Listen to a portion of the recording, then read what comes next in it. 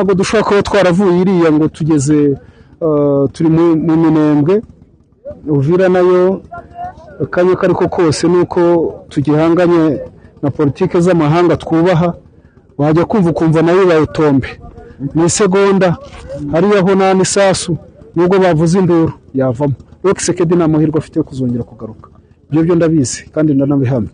Iyo misozi yose yari icunzwe n'abarundi, yari zibiswe n'abarundi cyangwa se yari ifitwe n'abarundi. Mu by'ukuri izi modoka babona ko arizo M23 yacaginze FRDC, kuko urumva iyo bari mu ishyamba ntabwo ibintu bari kubibona, ariko n'ubundi barazicaginze kubera ko abo bantu barwana n'ubundi nta bushobozi bari bafite. Barabatangatanze, bamaze kubatangatanga babaka ibikoresho byose. Urabona rero ngiyo mushaki, ngiyo tuwazanteme aho ngaho hari agacu, ukaza gutya iyo misozi yose, iyo misozi yose haba ibijyanye n'ubuhinge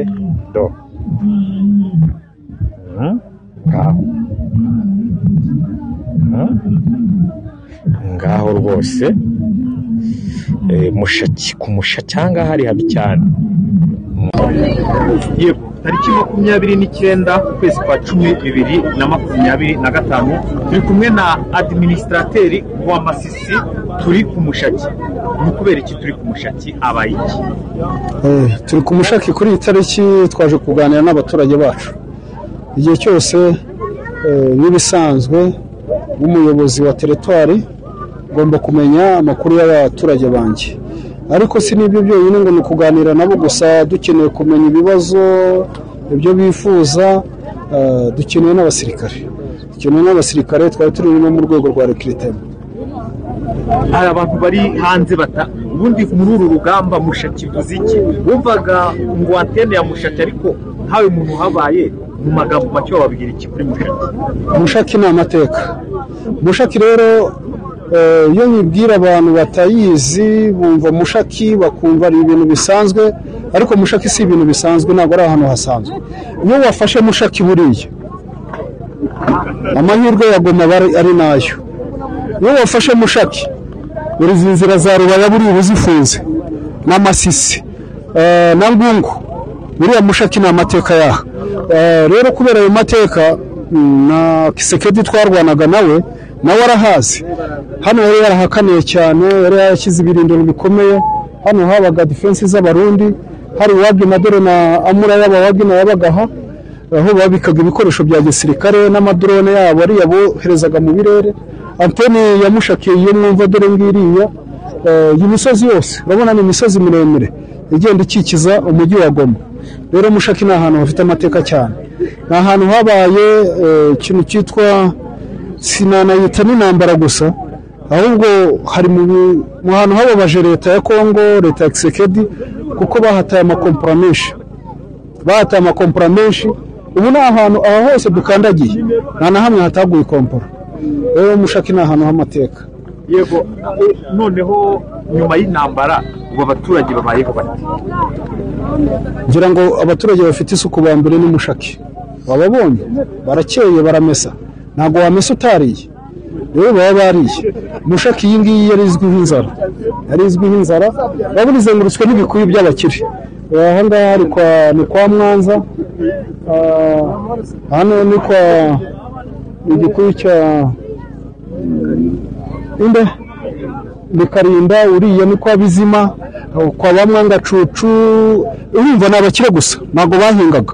Wakwamuka wagera aho bita za Ruvunda ni ibikuyu by'abakire gusa, ukagenda kwa Basadro, kwa Bangezayo, kwa ba Manueli, n'abantu batahingaga.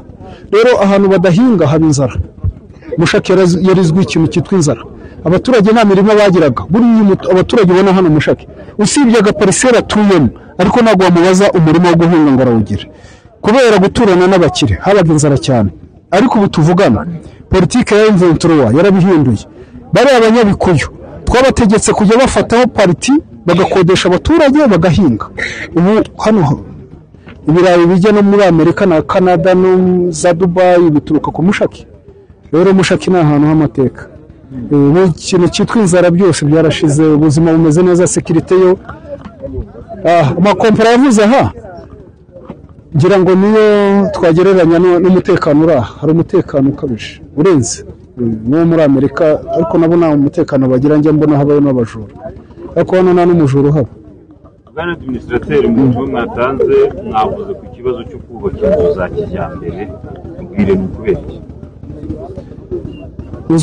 Inzu z'imbaho ntabwo ari inzu waha agaciro ngo ufite inzu. Buriya dutekereza abaturage bacu, ukareba ikintu cyafasha umuturage. Ubu tuvugana banki zigiye gutangira gukora, ariko ntabwo uzafata inzu y'imbaho ngo uzayipoteka muri banki zaguha amafaranga. Kandi abaturage bahangaha ni abacuruzi. Hegitari imwe yo kuyihingamo ibirayi uyikodesha amadolari 400. Wayihinga wakweza neza ugakuramo imifuka 200, ugasanga ufitemo ibihumbi biri hejuru y'10, wakoresheje amafaranga atarenze wenda 3,000 cyangwa 3,500. Mu minsi iza amabanki natangira tuzashishikariza abaturage bacu kubitsa no gusaba inguzanyo. Rero gusaba inguzanyo azasabisha inguzanyo inzu afite niyo azatangamo ingwate. Nababwiye ko abaturage baha benshi batagira imirima, rero dukeneye ko habaho impinduka. Inzu y'imbaho nta gaciro igira, burya nta gaciro igira, ni parisere. Iyo wikojejemo umuriro si wacanira mu nzu se? Buri munsi ngewe nka Administrateur wa Territoire ya Masisi nakira sitirepu za mu gitondo zo muri Territoire ya Masisi, nakira za nimugoroba zo muri Territoire ya Masisi, ariko buri munsi nanga sitirepu y'amazu yahiye kubera kubakisha nabi, kubaka inzu z'imbaho. Abaturage baravuga ati nidushora amafaranga tukubaka inzu izo zigezweho muvuga Kisekedi akagarukana Wazalendo ntituzaba duhiye, murabaha garanti imeze ite? Reka nkubwire, ureka no kuvuga ngo abaturage batekereza kuriya, nawe nk'umunyamakuru wigerera ahangaha kenshi wakugira Kisekedi yagaruka. Ubona mushaka ari ahantu hakigerwa na Kisekedi, hagitekerezwaho na Kisekedi. Twebwe n'ubuyobozi bwa M23 intego yatumye Afande Makenga n'abasore n'abaturage bose bafatiye mbere bakavuga ngo reka dusenye leta ya Kisekedi nuko bakeneye kubaho.